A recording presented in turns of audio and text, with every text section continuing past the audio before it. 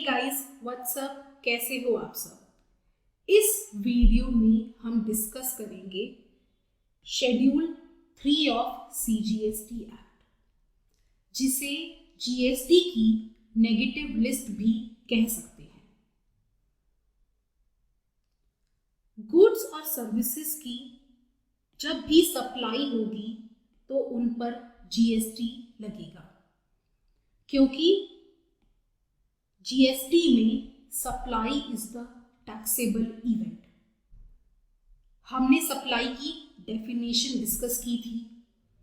Cell, exchange, barter, lease, license, rental, disposal, transfer, इतनी wide definition दी गई है सप्लाई की कि आप ऐसी कोई भी कमर्शियल ट्रांजैक्शन सोच ही नहीं सकते जो सप्लाई की डेफिनेशन से बाहर हो। इसका मतलब जितनी भी कमर्शियल ट्रांजैक्शंस हैं वो जीएसटी के दायरे में कवर्ड है, लेकिन ये बिल्कुल भी प्रैक्टिकेबल तो नहीं है कि सभी कमर्शियल ट्रांजैक्शंस पर जीएसटी लगे। इसलिए सरकार ने पहले तो कुछ आइटम्स को बाहर निकाला, जैसे कि शराब, alcoholic liquor for human consumption, वो 5 पेट्रोलियम प्रोडक्ट्स। फिर हमने गुड्स और सर्विसेज की डेफिनेशन में भी देखा था कि मनी और सिक्योरिटीज को जीएसटी से बाहर रखा गया है। ये आइटम्स बाहर निकालने के बाद भी ऐसी कुछ एक्टिविटीज बच गई जिन पर जीएसटी लगाना प्रैक्टिकेबल नहीं था। सरकार उन पर जीएसटी नहीं लगाना चाहती थी, तो फिर सरकार ने क्या किया, उसने एक लिस्ट बनाई और वो सभी एक्टिविटीज उस लिस्ट में रखी, जिसे जीएसटी की नेगेटिव लिस्ट भी कह सकते हैं।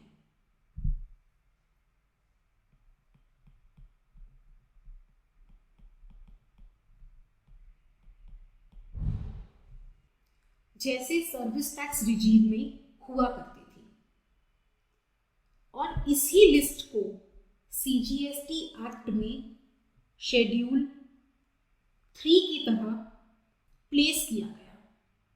तो अगर कोई आपसे पूछ ले शेड्यूल 3 में क्या है, तो इस शेड्यूल 3 में वो एक्टिविटीज दी गई हैं जिन्हें आप ना ही गुड्स की सप्लाई की तरह ट्रीट करोगे, ना ही सर्विसेज की सप्लाई की तरह। वो सप्लाई की डेफिनेशन से बाहर है और उन पर जीएसटी नहीं लगेगा।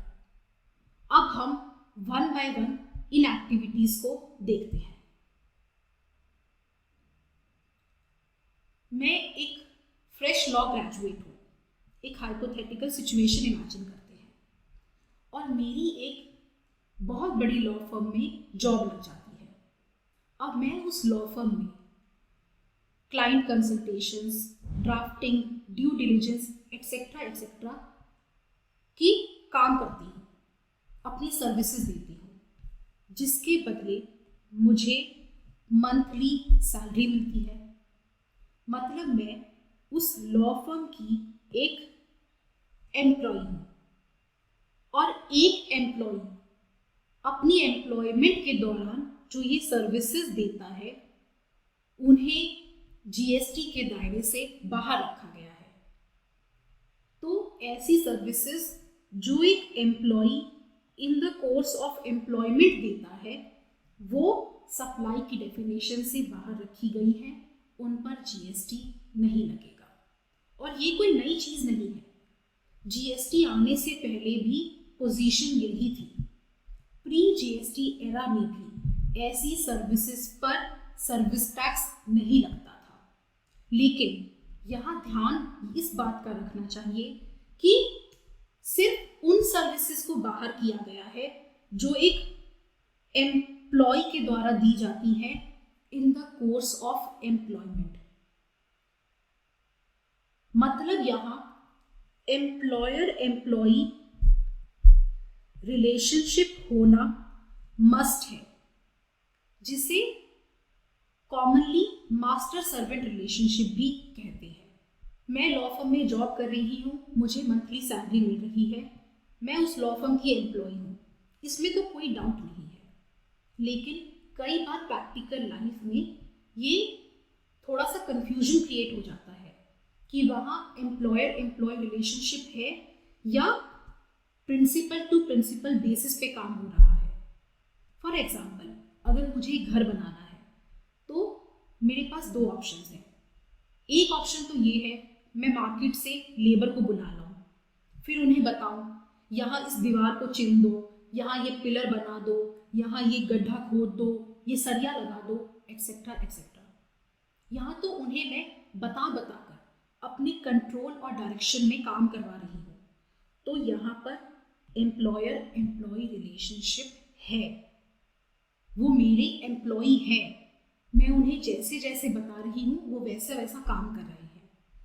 लेकिन वही अगर मैं वो घर बनाने के लिए किसी मिस्त्री को बुला लूँ, ठेकेदार को बुला लूँ और पर स्क्वायर फिट लेबर कॉन्ट्रैक्ट दे दूँ, जो कॉमनली किया जाता है, तो अब वो इंडिपेंडेंट कॉन्ट्रैक्टर है या मेरा एम्प्लॉई है, वो डिपेंड करेगा हमारे बीच में कंट्रोल एंड डायरेक्शन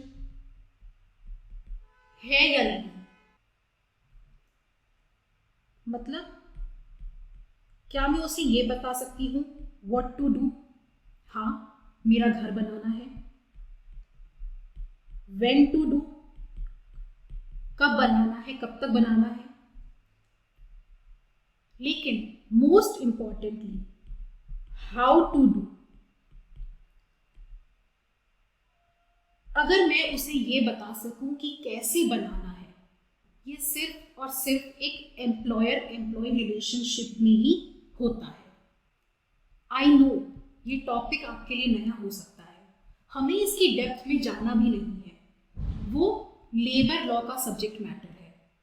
हाँ, आपको सिर्फ इतना याद रखना है कि एम्प्लॉयर एम्प्लॉय रिलेशनशिप होना मस्ट है।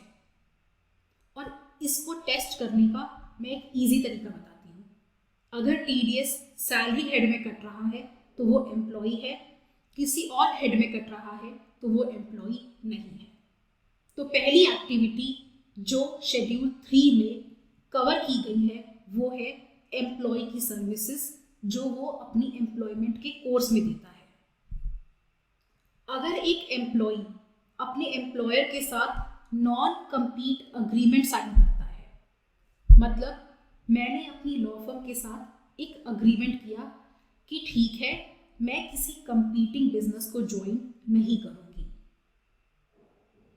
तो क्या यहाँ पर मैं कोई अपने एम्प्लॉयमेंट के कोर्स में सर्विस दे रही हूँ? बिल्कुल भी नहीं। यहाँ तो एक बिल्कुल इंडिपेंडेंट कॉन्ट्रैक्ट हो रहा है। मैं कह रही हूँ कि मैं किसी कंपीटिंग बिजनेस को ज्वाइन नहीं करूंगी और इसके बदले वो लॉ फर्म मुझे कुछ हैंडसम अमाउंट दे रही है। तो बेशक यहाँ पर मैं और वो लॉ फर्म एम्प्लॉई और एम्प्लॉयर हैं, लेकिन ये agreement in the course of employment नहीं किया गया, तो ये शेड्यूल 3 में कवर नहीं है। ये जीएसटी में एक सप्लाई है और इस पर जीएसटी लगेगा। आपके साथ में कुछ गलत होता है, कुछ रॉन्ग होता है जब हमारे साथ, तो हम क्या करते हैं? हम कोर्ट का दरवाज़ा खटखटाते हैं। हम कोर्ट जाए ना जाए ये तो ज़रूर बोलते हैं ना, I will see you in the court, क्योंकि हमें विश्वास है ये जो कोर्ट्स हैं, ट्राइब्यूनल्स हैं, वो हमारे डिस्प्यूट्स रिजॉल्व करेंगे, हमें जस्टिस देंगे, हमें न्याय देंगे। और ये कोर्ट्स और ट्राइब्यूनल्स जो हमारे डिस्प्यूट सॉल्व करने का, हमें जस्टिस देने की जो ये सर्विसेज देते हैं, उन्हें भी सप्लाई की डेफिनेशन से बाहर रखा है, उन पर जीएसटी नहीं लगेगा। इमेजिन करो, एक आदमी ऑलरेडी परेशान है, वो न्याय की उम्मीद में कोर्ट्स जा रहा है, ट्राइब्यूनल जा रहा है। अभी तो उसे पता नहीं वो कोर्ट केस जीतेगा या नहीं जीतेगा, और ऐसे हालत में आप उससे जीएसटी मांग लो।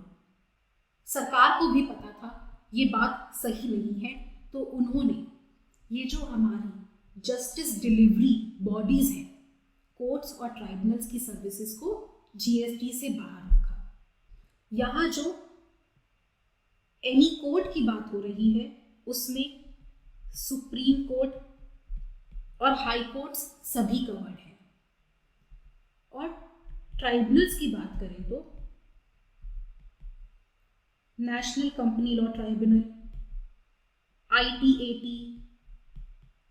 सेस्टेट, यहां पर इन सभी की बात की जा रही है।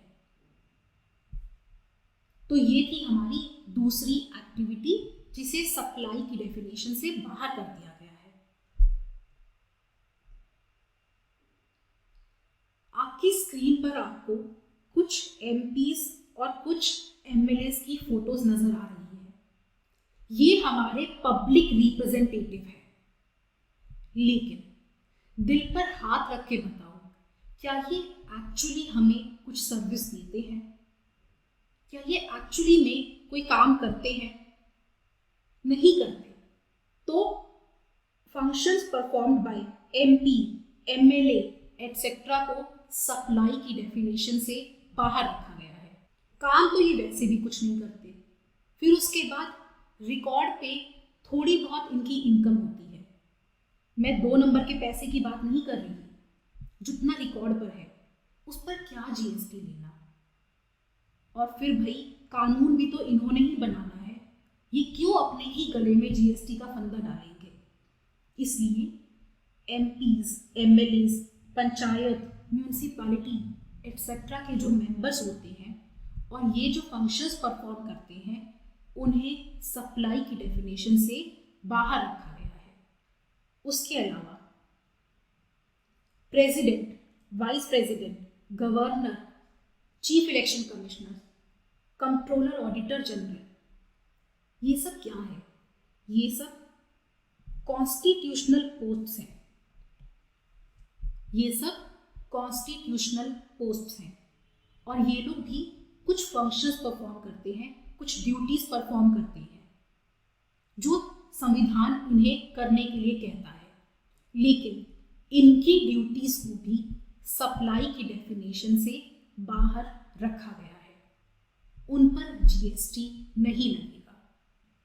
नेक्स्ट एक्टिविटी है, किसी भी स्टैट्यूटरी बॉडी, वो सेंट्रल गवर्नमेंट की हो या स्टेट गवर्नमेंट की हो, उसमें जो कंपनी के चेयरपर्सन होते हैं, मेंबर होते हैं, डायरेक्टर होते हैं, वो जो ड्यूटीज परफॉर्म करते हैं उन्हें भी जीएसटी के दायरे से बाहर रखा गया है।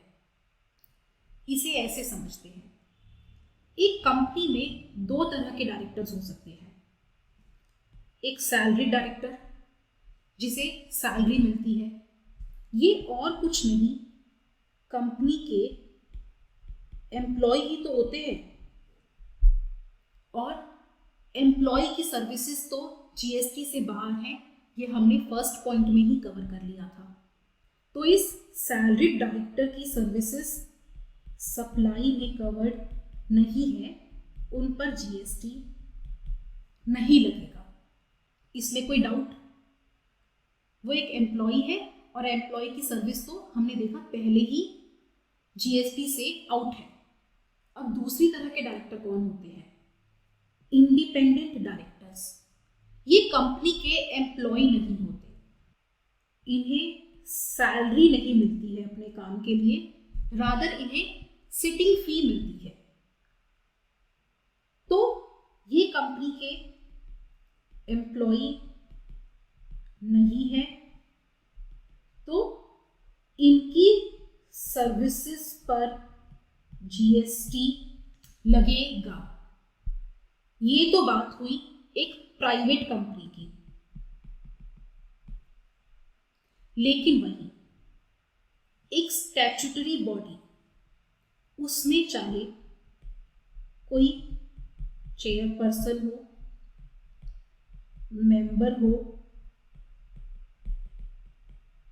डायरेक्टर हो, इनकी सर्विसेज पर सरकार जीएसटी नहीं लगाना चाह रही। आफ्टर ऑल ये central government, state government etcetera की बॉडीज हैं और उन्हें अपनी बॉडीज के चेयरपर्सन, मेंबर्स, डायरेक्टर्स एक्सेट्रा की सर्विसेज पर जीएसटी नहीं लगाना। तो उन्होंने क्या कहा कि इन लोगों की सर्विसेज सप्लाई की डेफिनेशन से बाहर है और उन पर जीएसटी नहीं लगेगा, चाहे ये लोग चेयरमैन, मेंबर, डायरेक्टर, एम्प्लॉय की तरह काम कर रही है या नहीं। तो सिंपल सा रूल है, प्राइवेट कंपनी में सिर्फ सैलरी डायरेक्टर्स की सर्विसेज ही जीएसटी से बाहर हैं, इंडिपेंडेंट डायरेक्टर्स की नहीं। लेकिन स्टैट्यूटरी बॉडी में आपको कुछ भी नहीं देखना, वहां चाहे चेयरपर्सन हो, मेंबर हो, डायरेक्टर हो, कुछ भी हो, वो एज एन एम्प्लॉय काम कर रहे हो या ना कर रहे हो, उनकी सर्विसेज जीएसटी से बाहर रखी गई है। तो एक दो कैटेगरीज क्रिएट हो गई है डायरेक्टर्स के केस में। But I hope this point is clear. अब सरकार को नहीं लेना इन लोगों से जीएसटी, तो नहीं लेना। आपको याद है मैंने आपसे एक बात कही थी, there are only two things certain in life. इस दुनिया में सिर्फ दो चीजें ही सर्टेन है, एक डेथ और दूसरा टैक्सेस। अब सारी जिंदगी तो आपने खून पी लिया, टैक्सेस ले लिए, यार मरने तो चैन से दो। इसीलिए फ्यूनरल, बरियल, क्रेमेटोरियम, मॉर्चुरी, सभी की सर्विसेज को जीएसटी के दायरे से बाहर रखा गया है। अगर सरकार ऐसा ना करती तो पता है क्या होता, कोई अपने प्रियजन को अंतिम संस्कार के लिए लेके जा रहा है तो वहां उससे पहले जीएसटी मांगा जाता, पहले जीएसटी दो उसके बाद इनका संस्कार करना। ये कहाँ का इंसाफ है। इसलिए इन सभी सर्विसेज को जीएसटी से बाहर रखा है। सर्विस टैक्स में भी ये एक्टिविटीज नेगेटिव लिस्ट में थी। साथ ही साथ ट्रांसपोर्टेशन ऑफ डिसीज्ड, जो व्हीकल डेड बॉडी को लेके जाता है, उस ट्रांसपोर्टेशन सर्विस को भी जीएसटी से बाहर रखा गया है। हमने सर्विस की डेफिनेशन देखी थी, इतनी ब्रॉड डेफिनेशन है। Anything other than goods is a service, anything other than goods. अब अगर बात करें इमूवेबल प्रॉपर्टी की, इमूवेबल प्रॉपर्टी तो गुड्स नहीं है, इसका मतलब अब वो सर्विस की डेफिनेशन में कवर हो गई। तो इसलिए शेड्यूल 3 में स्पेसिफिकली इन्हें बाहर निकाला। जब लैंड वगैरह खरीदते बेचते हैं तो ऑलरेडी स्टेट्स उन पर स्टैंप ड्यूटी तो ले ही रही है, तो जीएसटी नहीं लगना चाहिए। इसलिए यहां कहा गया लैंड, बिल्डिंग एक्सेट्रा की सेल पर जीएसटी नहीं लगेगा, वो सप्लाई की डेफिनेशन से बाहर है।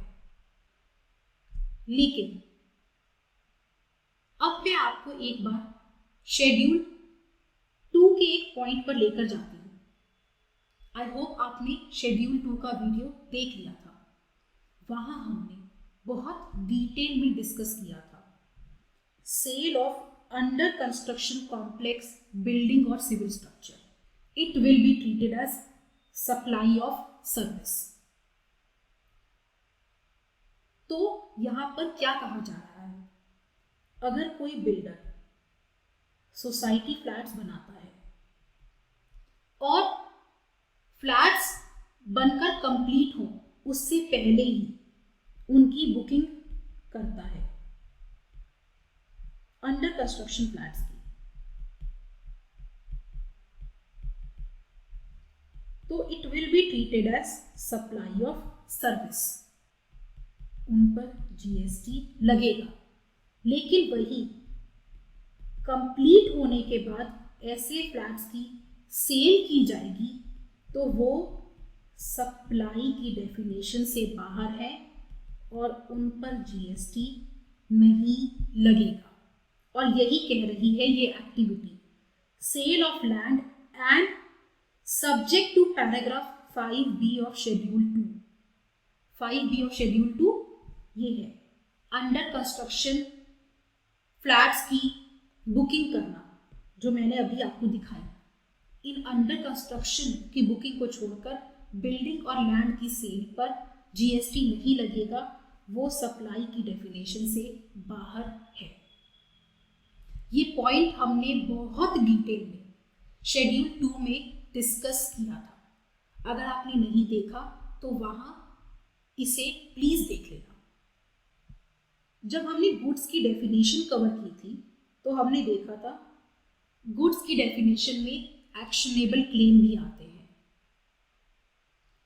और 3 तरह के एक्शनेबल क्लेम, लॉटरी, बेटिंग और गैम्बलिंग, इन पर जीएसटी आने से पहले एक टैक्स लगता था, टैक्स ऑन लॉटरी,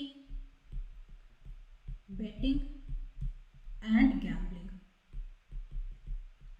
जो जीएसटी में सबस्यूम हो गया। तो इन 3 एक्शनेबल क्लेम, लॉटरी, बेटिंग और गैम्बलिंग पर अब जीएसटी लगता है। इनको छोड़कर बाकी जो भी एक्शनेबल क्लेम्स हैं उन्हें सप्लाई की डेफिनेशन से बाहर रखा गया है, उन पर जीएसटी नहीं लगेगा। तो क्या आपको ये याद रहेगा कि सभी एक्शनेबल क्लेम्स सप्लाई से बाहर हैं एक्सेप्ट 3, और वो 3 कौन से हैं? लॉटरी, बेटिंग और गैम्बलिंग। जीएसटी आने से पहले भी इन तीनों पे टैक्स लग रहा था, जीएसटी आने के बाद भी इन तीनों पे टैक्स लगेगा। इसी के साथ हमने शेड्यूल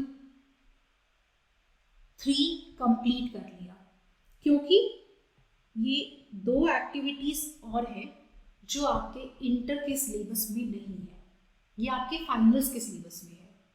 तो फॉर द टाइम भी हम इन्हें डिस्कस यहाँ पर नहीं करेंगे, इन्हें हम अपने फाइनल के सिलेबस में डिस्कस करेंगे और समझेंगे ये क्या है।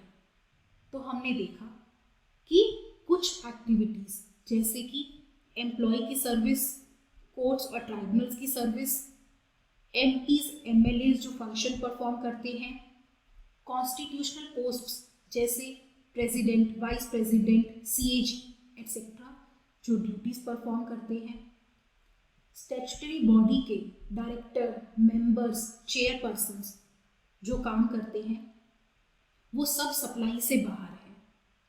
उनके अलावा लैंड और बिल्डिंग की सेल और एक्शनेबल क्लेम्स, ये भी सप्लाई की डेफिनेशन से बाहर है, इन पर जीएसटी नहीं लगेगा। इस शेड्यूल 3 के अलावा भी कुछ activities by way of notification supply की डेफिनेशन से बाहर निकाली गई है, मतलब उन पर जीएसटी नहीं लगेगा। तो नोटिफिकेशन से कौन सी ऐसी एक्टिविटीज हैं जिन्हें बाहर निकाला है, एक बार वो भी डिस्कस कर लेते हैं। कॉन्स्टिट्यूशन में आर्टिकल 243G और 243W में पंचायत और म्यूनिसिपैलिटीज को कुछ फंक्शंस इंटरेस्टेड है। जैसे म्यूनिसिपैलिटी के कुछ इंपॉर्टेंट फंक्शंस, वाटर सप्लाई करवाना, हमारे आसपास में जो ये पार्क्स, गार्डन्स हैं उन्हें मेंटेन करना, जितनी भी आप ये स्ट्रीट लाइट्स देखते हो वो भी म्यूनिसिपैलिटी के फंक्शन में आती हैं, वेस्ट मैनेजमेंट एटसेट्रा, ये कुछ म्यूनिसिपैलिटी के इम्पॉर्टेंट फंक्शंस हैं। इसी तरह पंचायत मतलब ग्रामीण इलाकों में हाउसिंग प्रोवाइड करवाना, पीने का पानी, सैनिटेशन, इरिगेशन का डेवलपमेंट करना, लैंड रिफॉर्म्स इम्प्लीमेंट करना एटसेट्रा, कुछ पंचायत के फंक्शंस हैं। और म्यूनिसिपैलिटी और पंचायत ये जो फंक्शंस परफॉर्म करते हैं बाय वे ऑफ नोटिफिकेशन उन्हें भी सप्लाई की डेफिनेशन से बाहर निकाल दिया गया है, मतलब उन पर जीएसटी नहीं लगेगा। इसके अलावा आपको लॉकडाउन के बाद का वो सीन याद है जब शराब की दुकानें ठेके खुले थे, तो इतनी लंबी लंबी लाइन लगी थी, ऐसा लग रहा था इन शराबियों ने 2-3 महीने से पानी तक नहीं पिया है। अब इतनी लंबी लंबी लाइनें देखकर किसी आदमी के मन में आ गया कि ये सही है, शराब का बिजनेस सही है, बाकी कोई बिजनेस लॉकडाउन की वजह से ठप हुआ हो या ना हुआ हो, ये बिजनेस एवरग्रीन है, तो मैं भी एक शराब का ठेका खोल लेता हूँ। लेकिन वो लिकर शॉप खोलने के लिए, वो शराब का ठेका खोलने के लिए आपको सरकार से लाइसेंस लेना पड़ेगा, उसके बाद ही आप वो ठेका खोल सकते हो। उस लाइसेंस के लिए आप कुछ फीस भी पे करोगे। तो यहाँ पर सरकार जो ये लाइसेंस देने की सर्विस प्रोवाइड कर रही है, उसे भी by way of notification supply की डेफिनेशन से बाहर रखा है, उस पर जीएसटी नहीं लगेगा। ध्यान देना, मैं यहाँ पर सिर्फ और सिर्फ शराब के लाइसेंस की बात कर रही हूँ। लाइसेंस तो सरकार और भी बहुत चीजों के देती है, उन्हें बाहर नहीं निकाला है जीएसटी से, सिर्फ लिकर के लाइसेंस को बाहर किया गया है। अरे शराब ऑलरेडी जीएसटी के दायरे से बाहर है, तो शराब बेचने के लिए जो लाइसेंस दिया जाता है, उस सर्विस को भी जीएसटी से बाहर कर दिया, एज सिंपल एज दैट। और इसे बाय वे ऑफ नोटिफिकेशन किया गया है। इसका नोटिफिकेशन आई गेस 25 ऑफ 2019 है, बाकी आप एक बार चेक कर लेना। तो शेड्यूल 3 के अलावा ये 3 एक्टिविटीज भी by way of notification GST से बाहर कर दी गई है। तो कौन कौन सी एक्टिविटीज को सप्लाई की डेफिनेशन से बाहर रखा है? Employee, court, MP MLA, constitutional posts को, स्टैट्यूटरी बॉडीज के डायरेक्टर, मेंबर, चेयरपर्सन्स को, लैंड और बिल्डिंग की सेल को, एक्शनेबल क्लेम्स को, पंचायत और म्यूनिसिपैलिटी जो फंक्शंस करती हैं उन्हें, और सरकारें जो लिकर का लाइसेंस देती हैं उन्हें।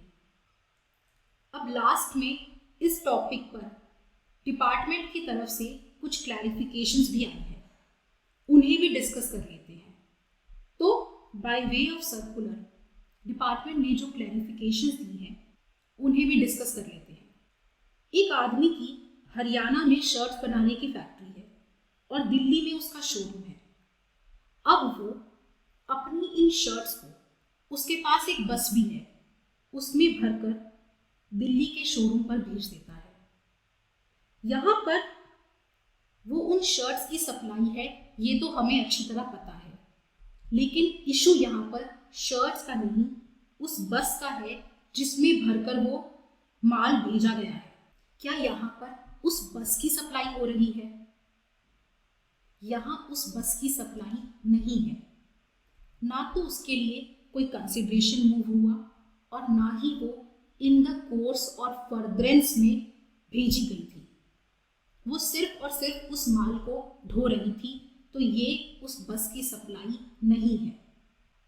सिमिलरली एक आदमी का दिल्ली में टैक्सी स्टैंड है, वो टैक्सी चलवाता है, और गुड़गांव हरियाणा में उसकी एक गाड़ी की रिपेयर करने की दुकान है। तो अपनी दिल्ली से जो उसकी गाड़ियां हैं उन्हें वो रिपेयर करवाने के लिए हरियाणा में उस दुकान पर भेजता है। तो यहाँ पर ये जो कार्स उसने रिपेयर करवाने के लिए भेजी, उन कार्स की सप्लाई नहीं है। वो अलग बात है कि हरियाणा की जब वो शॉप रिपेयरिंग की सर्विस देगी तो वो तो एक सप्लाई है और उस पर जीएसटी लगेगा। इस रिपेयर की सर्विस पर तो जीएसटी लगेगा, लेकिन ये जो कार रिपेयर होने के लिए गुड़गांव गई, वो कार की सप्लाई नहीं है। सिमिलरली हरियाणा के एक आदमी ने नोएडा यूपी में उसको एक कॉन्ट्रैक्ट मिला, तो उसने वहाँ पर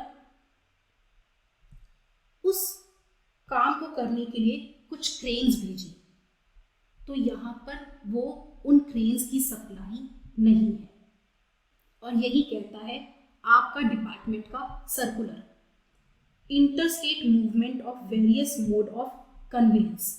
जैसे वो बस, वो रिपेयरिंग के लिए जो कार गई, वो जो क्रेन्स की मूवमेंट हुई, ये सब उन व्हीकल्स की सप्लाई नहीं है। वो बस हो या ट्रक, वो सिर्फ माल को लेकर गई थी, उस बस या ट्रक की सप्लाई नहीं थी, वो कार सिर्फ रिपेयर होने गई थी। लेकिन एक बात याद रखना कि ये सर्कुलर सिर्फ डिपार्टमेंट की अंडरस्टैंडिंग को शो करता है, ये कोई लॉ ले डाउन नहीं करता। डिपार्टमेंट का क्या पॉइंट ऑफ व्यू है इन सर्कुलर से सिर्फ वो पता चलता है। और ये आपके स्टडी मटेरियल में कवर्ड है, तो उसे भी हमने डिस्कस कर लिया। और इसी के साथ हमने अपना शेड्यूल 3, वो एक्टिविटीज़ जो by way of notification supply की डेफिनेशन से बाहर निकाली है वो, और सीबीआईसी का सर्कुलर, ये तीनों ही चीज़ें कवर कर ली। और इन्हीं के बेसिस पर यहाँ पर आपकी स्क्रीन पर आपके लिए एक प्रैक्टिस क्वेश्चन है, जिसे आप खुद से अटेम्प्ट करने का ट्राई करें। बहुत ही सिंपल क्वेश्चन है, आप पढ़ोगे तो ये पॉइंट मैंने अच्छी तरह आपको वीडियो में बता दिया है। So that's it for this video. I see you in the next video, जिसमें हम डिस्कस करेंगे composite and mix supply. I hope ये टॉपिक आपको क्लियर हो। अगर आपका कोई भी डाउट, क्वेरी या सजेशन हो तो आप वो मुझसे कमेंट सेक्शन में पूछ सकते हो। I will reply to all your comments. I'll see you in the next video. Till then, take care. Have a good day. Bye-bye.